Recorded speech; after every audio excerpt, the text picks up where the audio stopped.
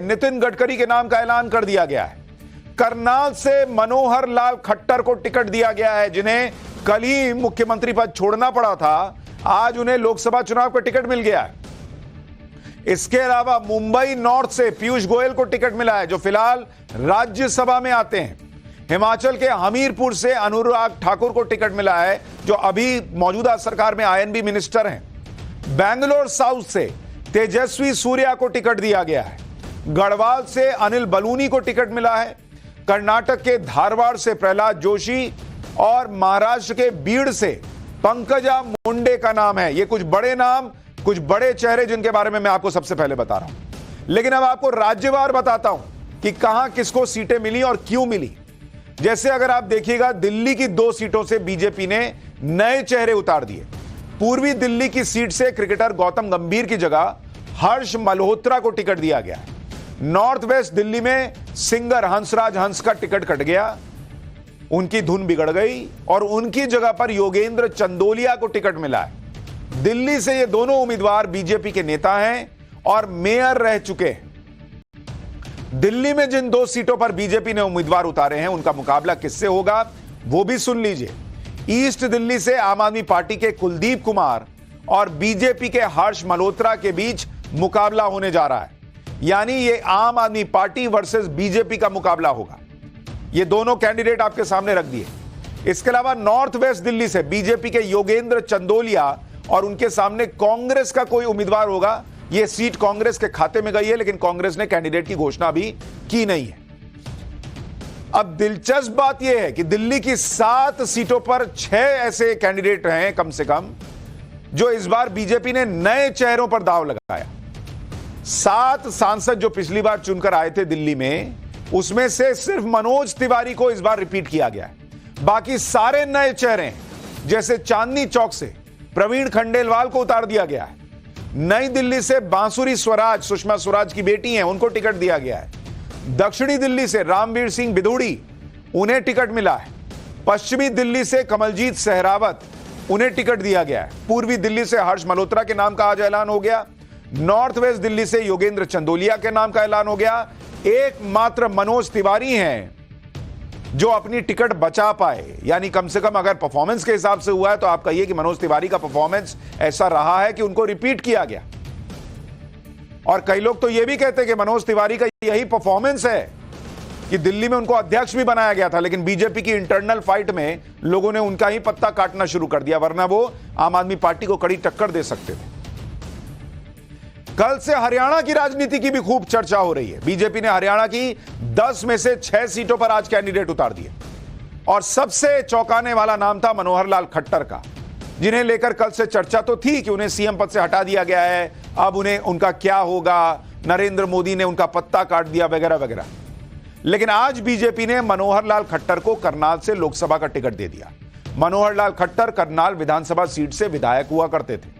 खट्टर ने कल सीएम की कुर्सी छोड़ी और आज ही मनोहर लाल खट्टर ने करनाल से विधायक पद से इस्तीफा भी दिया। करनाल से बीजेपी ने मौजूदा सांसद संजय भाटिया की जगह पर मनोहर लाल खट्टर को टिकट दिया है।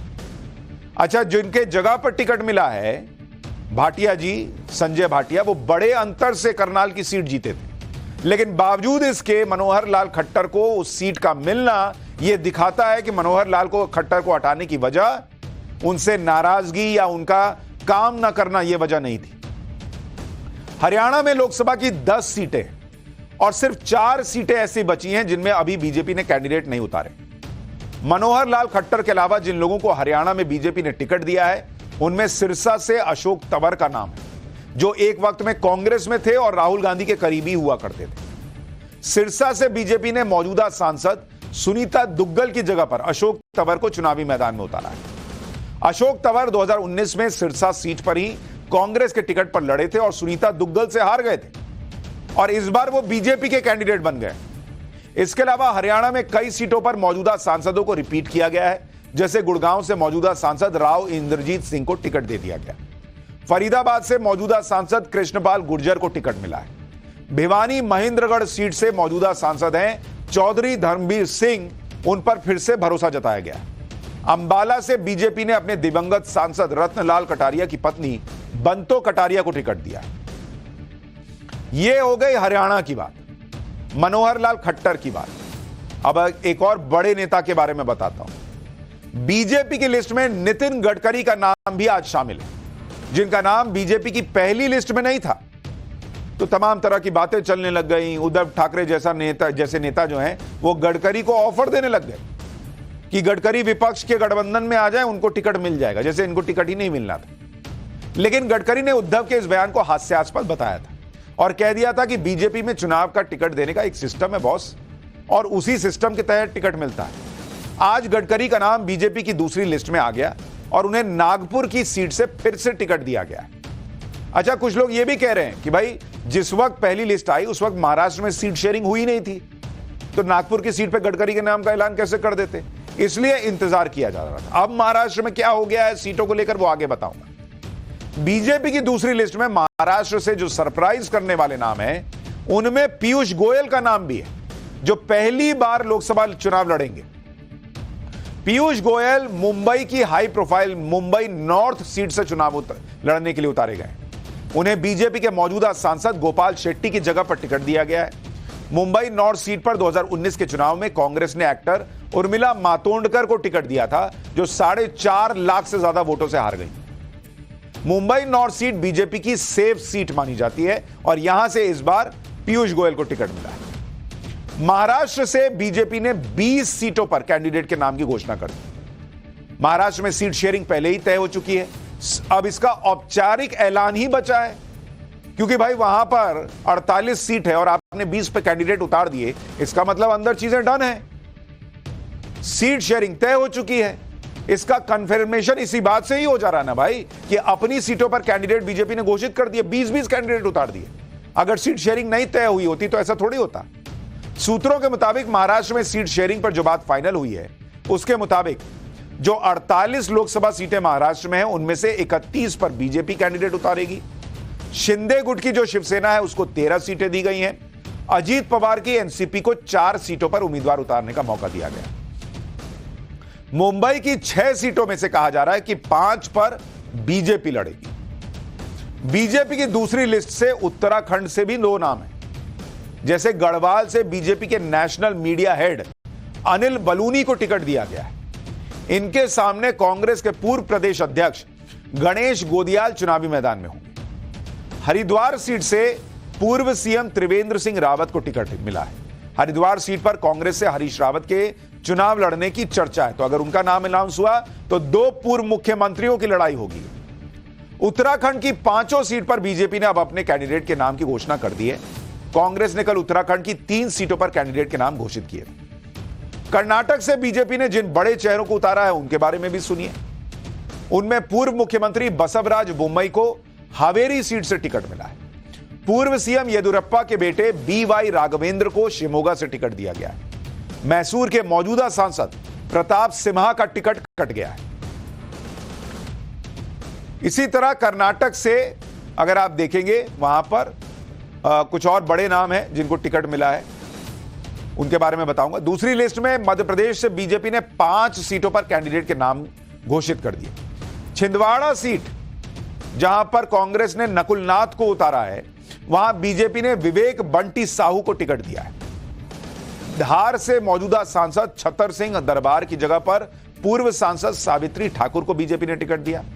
इंदौर से मौजूदा सांसद शंकर लालवानी को फिर से टिकट मिला है। बालाघाट सीट पर भारती पारधी को नए चेहरे के तौर पर उतारा गया है। उज्जैन से अनिल फिरोजिया को फिर से टिकट मिला है। बीजेपी की दूसरी लिस्ट में यूपी बिहार का नाम ही नहीं है। यूपी में कम से कम 24 सीटें ऐसी हैं जिसमें अभी बीजेपी ने कैंडिडेट के नाम नहीं घोषित किए। बिहार में किसी भी सीट पर अभी तक कैंडिडेट के नाम की घोषणा बीजेपी ने नहीं की। बिहार में अभी गठबंधन में सीट शेयरिंग को फाइनल टच दिया जा रहा है, कहा जा रहा है। चिराग पासवान के मामले को संभाला जा रहा है। आज बीजेपी अध्यक्ष जेपी नड्डा चिराग पासवान से मिले हैं, जिसके बाद चिराग पासवान ने ऐलान कर दिया कि बिहार में सीटों के बंटवारा हो गया है, जल्द ऐलान होगा।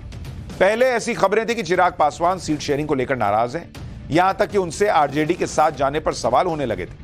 लेकिन इससे पहले स्थिति बिगड़ती और कोई खेला होता, बीजेपी ने एक्टिव होकर मामला संभाल लिया। एनडीए में चिराग पासवान और पशुपति पारस दोनों शामिल हैं। बीजेपी के लिए चाचा और भतीजे को साथ रखने की चुनौती थी। चिराग और पशुपति पारस दोनों रामविलास पासवान की सियासी विरासत पर दावा ठोकते रहे। हाजीपुर सीट को लेकर भी टकराव है, जहां से पशुपति पारस अभी सांसद हैं और चिराग पासवान इसी सीट से लड़ने के लिए अड़े हैं, क्योंकि यहां से उनके पिता भी सांसद रहते थे। सूत्रों के मुताबिक खबर है कि बिहार में बीजेपी ने हाजीपुर सीट चिराग पासवान को दे दी है। बिहार में एलजेपी के कोटे की 5 सीट चिराग पासवान के पास गई है। कहा जा रहा है कि बीजेपी ने पशुपति पारस को राज्यपाल बनने का ऑफर दे दिया है। पशुपति पारस के दूसरे भतीजे प्रिंस राज पासवान को बिहार में मंत्री बनाया जा सकता है।